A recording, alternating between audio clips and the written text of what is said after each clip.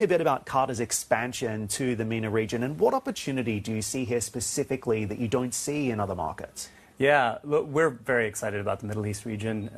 As you mentioned, we're expanding to the region. We're really in the business of connecting founders, investors, and limited partners with our end-to-end software platform. And I think the Middle East is a perfect place for us to expand to right now. As you mentioned, we see the significant growth in assets under administration and management here in the region. We see the Middle East positioning itself as a global financial hub, and we'd love to be a part of that.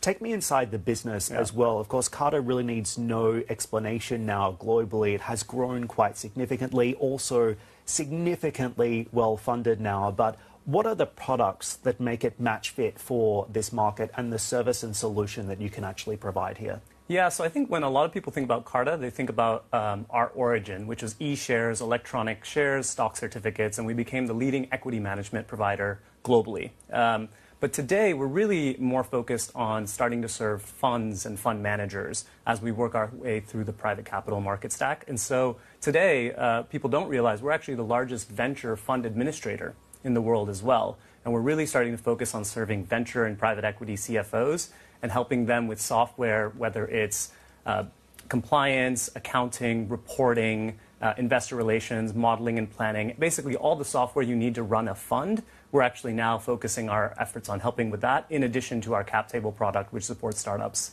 Talk to me about the numbers as well now. Just out of curiosity, how much equity are you actually managing for stakeholders globally now? Yeah, it's really remarkable the kind of scale we've achieved. We work with over 40,000 startups globally. We also support over 7,000 funds and SPVs, and that represents about 130 billion assets under administration on our side. We also have about 2 million different equity stakeholders on our platform across 160 different countries. Wow. Okay, so what's your vision for the private markets? We've spoken about the opportunity here in the Middle East region, but how do you see this evolving into the future, particularly as private market activity also ramps up and there's renewed investor interest in this space? That's right. Yeah, I think there's a huge opportunity to make private markets more accessible, first of all, consistent, transparent, and equitable. Right? When you think about public and private, that's usually, they talk about the liquidity premium that you need to invest or allocate into private markets. And a lot of that is true, but it's also driven by outdated administration and operations. And people don't really talk about that because it's not necessarily the most interesting thing to talk about. But we love those non-interesting problems and solving them and streamlining them, just like we did with cap tables. And so we think that if we have, automated general ledgers, we have real-time reporting, we have real-time tracking and visibility, then we could really open up the private markets as an asset class to hopefully fuel more innovation.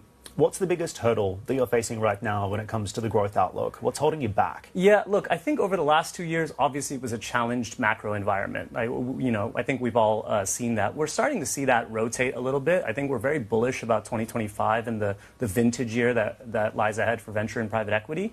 I think the other real mitigation that we need to think about is change management, right? We're talking about venture and fund CFOs. And ironically, they're investing in bleeding edge technology, but they're still thinking about how they run their own operations in a relatively old school way. And so really just migrating them along that path and saying, here's the power of software. Here's how we can fundamentally change the way you make investment decisions and also how you manage your investor relations. What about on the regulation side? Yeah, I think this is one of the biggest opportunities that we see specifically in ADGM, to be honest with you. I think the regulatory framework here is as progressive as we've seen globally, and which is one of the reasons we're excited to invest here. Obviously, the common law framework is great. The tax structures and incentives are great. The cost effectiveness is great. I think this is the type of environment that we think we need to see globally to really start to fuel private markets, which is exactly why we've made the bet here.